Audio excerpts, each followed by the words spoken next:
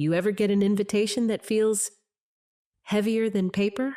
That's how it was the morning the envelope showed up wedged in my screen door, right between the faded welcome mat and the crack that's been in that frame since '92. No return address, no handwriting, just my name in block print like it had been spit out of an office printer. Inside was a single card. Join us for a weekend at Pine Ridge Lodge. Family only. Hope you can make it. No signature, no love Holly or from Brent. It had been almost 3 years since I'd seen my niece Holly. The last time we spoke, she'd stood in my kitchen eyes scanning the old wood paneling like she couldn't believe people still lived with it and said, "You know, Aunt Evie, maybe it's time you sold the inn before it becomes too much for you." I laughed it off then, said something about still being able to carry a laundry basket up 2 flights of stairs without breaking a sweat. But she didn't laugh back. She just nodded the way people do when they've already made up their minds about you. So this invitation, it wasn't just a surprise. It felt like a test. Pine Ridge Lodge wasn't far 2 hours inland from the coast, tucked between a pair of lakes and a stretch of pines so thick you could get lost without meaning to. I'd been there once years ago for a wedding reception. I remembered the way the floorboards creaked under the dance floor and the smell of cedar that clung to your clothes afterward. I told myself maybe this was Holly's olive branch. Maybe she'd finally decided to make peace, to bridge whatever had cracked between us after my husband died. So I packed a small bag, jean sweaters, my good boots, and slipped the silver lighthouse keychain into my pocket. Richard gave it to me on our 20th anniversary. He'd said, "For when you forget where the shore is." I'd carried it every day since. The drive up was clear, no snow yet, though the air had that November bite that makes you pull your scarf tighter without thinking. By the time I rolled into the gravel lot, the sun was low enough to throw gold through the lodge's big front windows. Holly was waiting on the porch, dressed like she'd stepped out of a ski catalog cream turtleneck matching gloves hair, pulled into one of those perfect knots that don't move in the wind. She smiled big, but it didn't touch her eyes. "Aunt Evie," she said, hugging me just long enough to count. Brent appeared behind her tall, square-jawed, wearing that polite grin men put on when they've already decided they're in charge of the room. Inside the place was warm, almost too warm. Big stone fireplace, a row of leather chairs, and the kind of plaid curtains that are supposed to feel rustic but cost more than my monthly mortgage back in the '80s. My room was upstairs nice enough with a quilt that smelled faintly of lavender and a little welcome basket on the dresser. Local jam, fancy crackers, a tin of tea. Someone had framed a picture of me and Holly from a family barbecue 20 years ago. I looked younger, obviously, but also lighter. Like I hadn't learned yet that family can love you right up to the edge of the cliff and still give a little push. Dinner that first night was in the lodge's dining room. Long table, low lighting, the kind of setting where everything feels just a little staged. Holly sat on my right, Brent on my left. She kept refilling my glass of iced tea before I'd finished half of it. Brent asked questions about the bed and breakfast, how many rooms, how the bookings were this year, whether I'd thought about slowing down. I told them business was fine. Better than fine. Actually, we'd hosted 2 weddings and a quilting retreat in October alone. Brent smiled like that was cute. "That's great, Evie. But you're not 20 anymore. Wouldn't it be nice to have less to worry about?" I laughed, but it caught in my throat. After dessert pumpkin pie with a crust so perfect it could have been from a magazine, I excused myself early. My knees ached from the drive, I said. Truth was, the air in that room felt heavier by the minute. Upstairs, I set my bag on the chair by the window and looked out over the dark stretch of pines. A single light blinked far off across the lake, maybe a cabin. The kind of place you only find if you already know it's there. That's when I heard it, the slow, deliberate tick of the grandfather clock in the hall. I don't know why it stood out. Maybe because it was the only sound in that whole place that felt honest. No forced smiles, no polite questions, just time moving forward, whether you were ready or not. The next morning, breakfast was in the lodge's smaller lounge. Fewer people, more private. Holly poured me coffee herself, smiling in that bright way she does when she's trying to steer the conversation. She asked about my health, my contingency plans. She used the word legacy like it was a piece of fine china she didn't want to drop. I was about to change the subject when someone set a fresh plate of muffins down on the table. I looked up and saw a young man, dark hair, work shirt with Noah stitched above the pocket. He couldn't have been more than 25. When he reached for my empty coffee cup, he slid something under the saucer so smoothly, I almost missed it. After he walked away, I pretended to drop my napkin so I could check. It was a folded receipt from the Lodge Cafe. On the back, in small, careful letters, it said, "Check your tea, be careful." I didn't react. Not right then. I just folded it back, set it under my cup, and listened to Holly talk about how stressful it must be to run the inn alone. Inside, though, something shifted. It wasn't fear, not yet. It was the memory of my husband's voice the day he gave me that lighthouse keychain for when you forget where the shore is. I didn't know what shore I was headed toward or what storm was about to hit, but I knew one thing. I wasn't about to let anyone else steer this boat. Stick around. This one doesn't end the way they thought it would. And drop a comment telling me where you're listening from. I'd love to see how far this story travels. Some people pour a drink like it's nothing. Holly poured like she was measuring a dose. That morning, she set a steaming cup of tea in front of me, eyes fixed on the rim instead of my face. The steam curled between us, sweet but sharp in a way I couldn't name. I smiled, slid the cup an inch away. "Coffee sounds better," I said lightly. Her lips twitched just barely. Across the dining room, the grandfather clock kept on with its slow sermon tick-tock, reminding me that time was still mine to use. Noah, the young maintenance worker, cleared a nearby table. As he lifted my empty saucer, his thumb lingered just long enough for me to see 2 faint pen marks near the joint. A message subtle as a pulse. Later I'd learn he used those marks to track cups he suspected weren't safe. Over eggs and toast, Holly turned the conversation to legacy. How I'd built the inn, the community nights, the Christmas book baskets for local kids. Brent joined in about umbrella plans and durable power of attorney. They smiled like it was all concern, but their eyes darted toward each other a little too often. I nodded, let them talk. Kept my hands wrapped around my coffee instead of the tea. In my sweater pocket, the lighthouse keychain was warm from my palm, my anchor in that room. They invited me to a private chat in one of the lodge's conference rooms. Inside, the lights were soft, the air almost too warm. A manila folder sat on the table pages, flagged with bright sticky notes. "Just drafts," Brent said. "Templates we pulled online. Nothing binding. Umbrellas are for rain," I told him. "And rain's honest. It tells you it's coming." I flipped the first page, not to read, but to watch their faces. The language was broad, the kind that turns help into control. Sticky notes said, "Let's just get this part out of the way," with my initials marked in pencil. "I'll have my lawyer look at these," I said, sliding the folder into my tote. "If they're harmless, she'll tell me." They didn't protest, just exchanged the quick, tight glance of people whose plan A had just been pushed back. Back in my room, I photographed every page, laying my lighthouse keychain in each frame like a witness, and emailed them to my attorney with the subject line, "Review, no signatures." Then I called the inn back home. "Check the safe," I told Cora, my assistant. "Make sure the deed and trust papers are still there." "They're here," she said. "Sealed with your initials." "Good," I said. "Don't move them, and don't mention I called." Later that morning, I stopped by housekeeping. Carol, the head housekeeper, had a plain mug waiting and a copier ready. Without small talk, she fed the pages into the machine. The copies emerged with the date and time stamped neatly at the top. She slipped one set into an envelope for me and one into storage under a tag marked Linens Misk. Noah appeared in the doorway with a small vial. From the bar trash, he said, "Brown bottle, half full. Didn't touch the cap." I slid it into my tote without comment. Sometimes proof doesn't look like proof yet. At breakfast the next day, I picked the most public table. Within minutes, Patsy and Walt, the retired teachers, joined me for cards.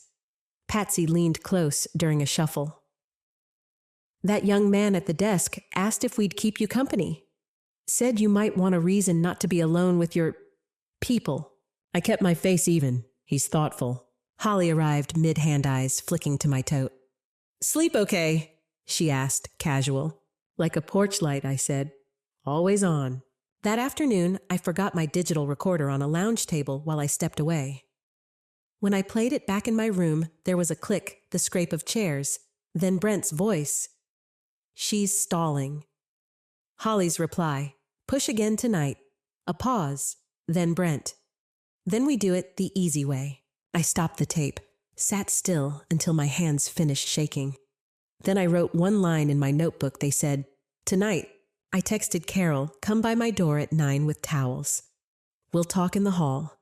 She replied with a thumbs up and a towel emoji. By sundown, the lake was a sheet of steel. The hallway clock struck 4:30 each chime like a slow warning. I slipped the recorder into my cardigan, felt the lighthouse keychain press into my palm. Richard's voice floated back to me. For when you forget where the shore is. I wasn't forgetting. I was mapping every inch of it. That night, I avoided the dining room. Chose the smaller cafe instead, where the staff didn't linger over your table. I poured my own water, unwrapped my own tea bag, and kept my eyes open.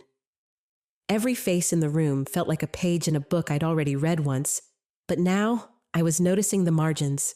Near closing, Noah passed by with a mop. Busy night, he said aloud for anyone listening.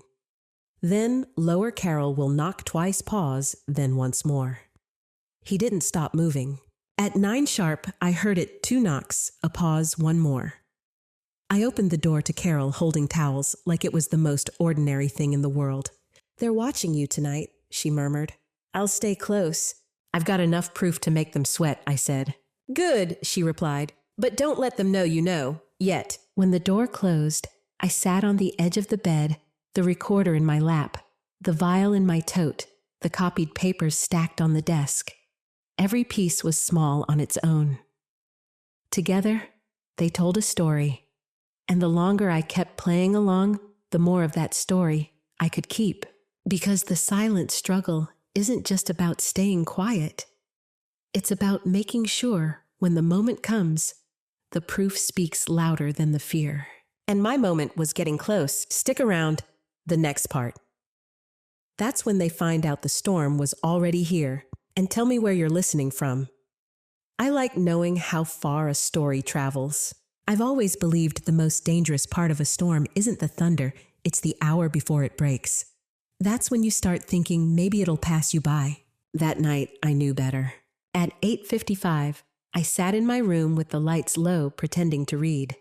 My tote was zipped, my coat draped over the chair, the lighthouse keychain in my palm. The recorder in my cardigan pocket was already running. 2 knocks. Pause. One more. I opened the door. Carol stood there, towels folded neatly in her arms like an alibi. They're in the lounge, she murmured. Been asking about you. Let's give them a reason to keep asking, I said. We walked together down the back hall.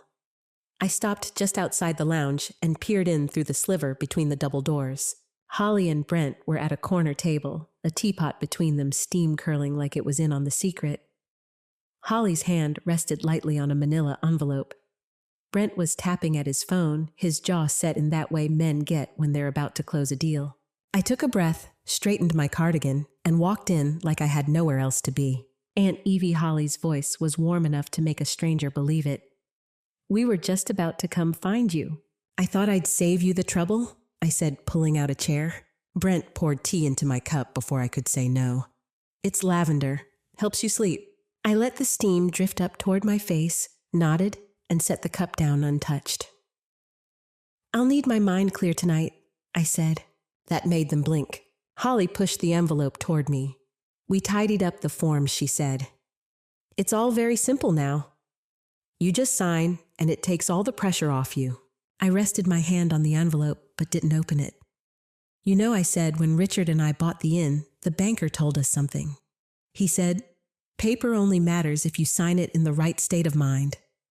That's why good bankers always pour the coffee black and keep the sugar on the side. Brent frowned.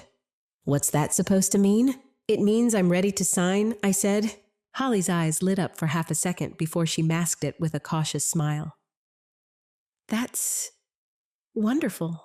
But I continued, we'll do it in the manager's office, with witnesses and a notary. Silence. The kind that's louder than shouting.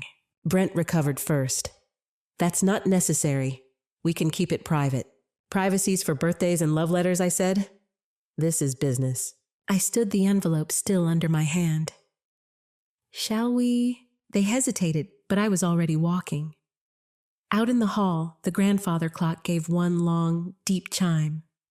9:15. Perfect.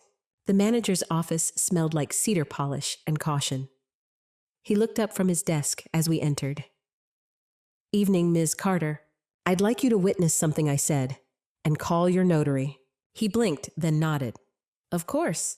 While we waited, I opened my tote and laid out the copies Carol had made the vial from Noah, and the printed still photos, the ones showing Holly with the brown bottle Brent at the desk with paperwork. I set my recorder beside them, the red light still winking. Holly's voice tightened. What is this? This, I said, is why we'll be signing nothing tonight. Brent's eyes went flat. You've been spying on us. No, I said. I've been listening. The notary arrived, a calm man in a plaid tie who took one look at the table and sat down without a word. The manager stood behind him, arms crossed. I pressed play on the recorder. Brent's voice filled the room. She's stalling. Holly's push again tonight? Then Brent. Then we do it the easy way. When it ended, I slid the vial toward the manager. That came from the bar trash. Matches what I didn't drink. Your staff can verify who handled my tea. I'm sure the cameras will agree. Holly flushed. This is ridiculous. You're making something out of nothing. Then you'll be glad to have it all on record, I said. The manager cleared his throat. I think we're done here. Mr. and Mrs., you'll need to stay in your rooms until I speak to the captain. The captain, Brent repeated. This lodge has a chain of command, the manager said. We take guest safety seriously. Holly turned to me, voice low. You don't have to do this. Yes, I said, standing. I do. Back in my room, I locked the door and set the tote on the desk. I wasn't shaking. Not anymore.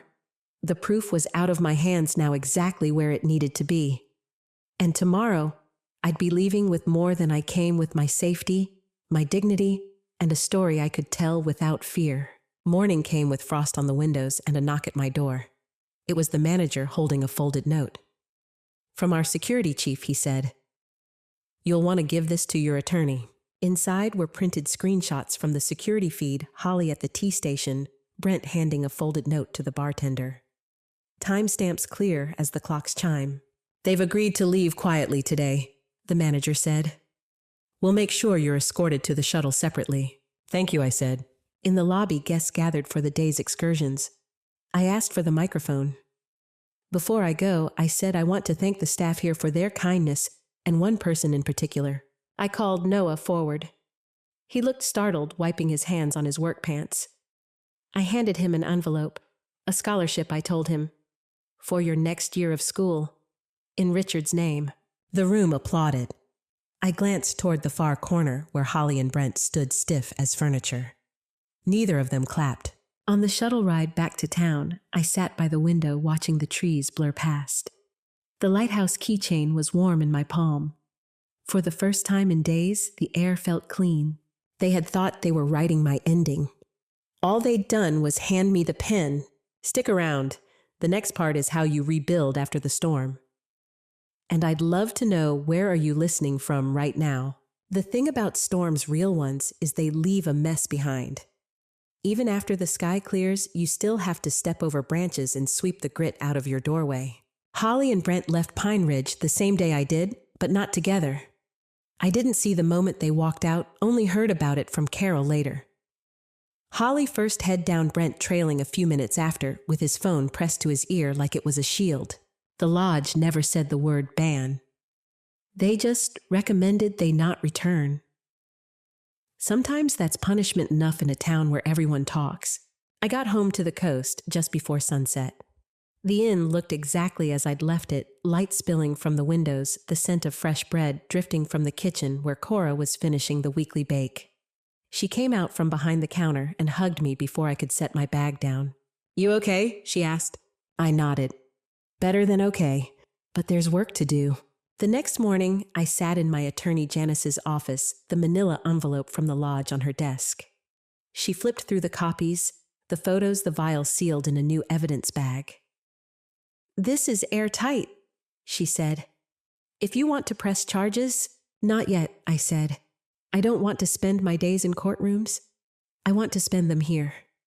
I gestured to the window where you could see the harbor gray and calm. Janice smiled faintly.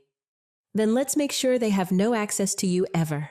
By the end of that week, my will, trust, and power of attorney documents had been rewritten from the ground up. Holly and Brent's names didn't appear anywhere. Not on the house, not on the inn, not even as emergency contacts. Instead, the inn would pass to a community trust run by a board made up of locals, people who'd poured coffee here, read by the fire-booked rooms for anniversaries. People who didn't need a signature to prove they cared. Word spread quietly, as it always does here. A few guests mentioned seeing Holly in town with her head down. Brent, someone said, had taken a job 3 counties over. No one asked me for the story, but I could tell they'd heard pieces. People start treating you differently after they learn you've walked through a fire and come out whole. I poured my energy into the inn. We started hosting free stays for traveling nurses and teachers in the off-season. Cora and I put together a local author night once a month. We added a little reading corner stocked with secondhand books, some from my own shelves at home.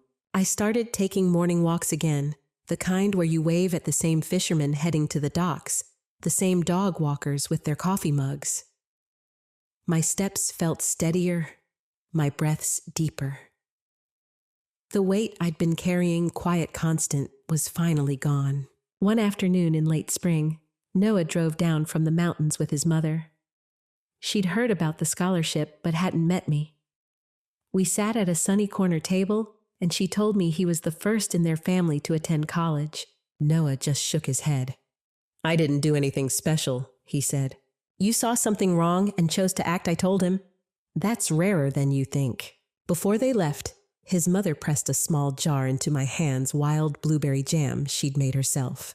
"For your breakfasts," she said. "Or for the next person who needs something sweet after a hard time." Holly emailed once in June. No subject line, just 2 sentences. "I'm sorry if things felt wrong. We thought we were helping. I hope you can forgive me someday." I didn't reply. Not out of spite, but because there are some things you can't write your way out of.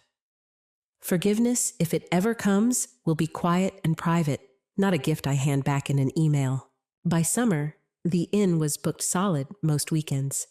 I hired a local carpenter to restore the old lighthouse on the edge of the property. We painted it fresh white, fixed the railing, replaced the bulb, so it shone again at night. On the day it lit for the first time in years, I stood on the bluff with my lighthouse keychain in my hand and thought of Richard. "For when you forget where the shore is," he'd said. I hadn't forgotten. I'd found it again. It's funny people think rebuilding means going back to how things were. But for me, it meant stripping away what didn't belong anymore. I cleaned out closets, donated furniture, even took down the old family portrait in the lounge. In its place, I hung a framed piece of heavy paper. On it, in my own handwriting, "I am not what was done to me. I am what I chose to do after." Carol and I still talk once a week. Sometimes it's about nothing recipes, whether the latest guest mishap. Sometimes she asks if I've heard from the mountain pair, as she calls them. I always say no. She always says, "Good. Let the past stay in its own drawer." In September, the leaves turned the color of burnished copper, and the air smelled like apples. I sat on the inn's porch one evening, wrapped in a quilt, watching the harbor lights blink on. A guest I'd seen only in passing stopped by my chair. "I think I know you," she said. "Were you at Pine Ridge Lodge last winter?" I hesitated, then nodded. She smiled. "I was there. I remember your speech, the one about people showing their true nature when no one's watching. It stuck with me." She didn't ask for details. She just patted my arm and went inside, leaving me with the steady glow of the porch light and the quiet knowledge that sometimes the right words land where they need to. Rebuilding isn't about forgetting what happened. It's about making sure what comes next is yours. Every morning now, I unlock the inn's front door, breathe in the scent of coffee and fresh bread, and know I am exactly where I'm meant to be. The storm had its say. Now it's my turn. Stick around. Act 5 is where I tell you the lesson I kept and why I'll never look at a cup of tea the same way again. And tell me where you're listening from tonight. I like knowing how far a story can travel. There's a particular hush in the early morning before the inn wakes up. The kind where the air is cool enough to bite your cheeks and the only sound is the faint slap of waves against the pier. That's when I like to sit by the kitchen window with my coffee and watch the lighthouse beam fade into daylight. Richard used to call it the changing of the guard. The light goes out and the sun takes over steady as anything. There's a lesson in that, he'd say. You can't carry the night forever. Eventually, you have to hand it off. In the months after Pine Ridge, I started to understand what he meant. See, when someone tries to take something from you, your dignity, your safety, the life you've built, they're betting on one thing, that you'll let the night stay longer than it has to. That you'll hold on to the hurt, replay it until it wears grooves in you. And I'll admit, there were mornings I woke up thinking about Holly's face in that lodge office, or the way Brent's voice sounded on the recording, smooth, certain, like a man who'd already decided how the story would end. But every time those thoughts came, I'd do something small to put them back where they belonged. Make blueberry pancakes from Noah's mother's jam. Polish the brass on the front desk bell until it shone. Walk down to the shore and skim stones across the water just to watch the ripples fade. The thing about revenge, if you want to call it that, is it doesn't have to be loud to be complete. Mine was watching the inn fill with guests who came back year after year. Mine was seeing the community trust paperwork framed in the office, knowing the place will never belong to anyone who doesn't love it. Mine was hearing from Janice that Holly and Brent had moved on to somewhere far enough away I'd never have to see them in the grocery store. I didn't need them ruined. I just needed them out of my light. One night, a couple from Minnesota checked in. Middle-aged, soft-spoken. At breakfast the next morning, the wife lingered after the other guests left. She looked down at her tea, then at me. I heard about what happened to you, she said quietly. Someone in town told us the short version. I didn't ask which version, it didn't matter. She hesitated, then added, my sister's going through something like that. They're trying to push her out of her share of the family business. She feels small. I poured her more tea, the steam curling between us. Tell her she's not small, I said. She's just quiet. And quiet doesn't mean powerless. Sometimes it means you're the only one in the room who can hear the clock ticking. She nodded, eyes bright. I think she understood. That's the legacy I want, not a story about a fight, but about the choice to stand, even when you're standing alone. People think legacies are about what you leave behind. I think they're about what you carry forward and who you hand it to next. The inn will go on after me, cared for by people who understand its heart.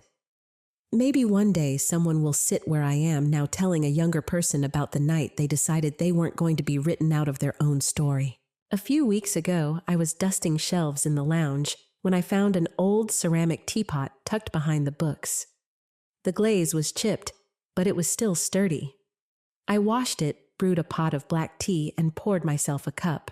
The first sip was strong, almost bitter. I smiled. Not everything sweetens with time. Some things are meant to be taken as they are sharp, honest a reminder. Sometimes late at night, I take the lighthouse keychain from the drawer and hold it up to the lamplight. It's just a trinket, really. But for me, it's proof. Proof that when the night came for me, I found my own way back to shore.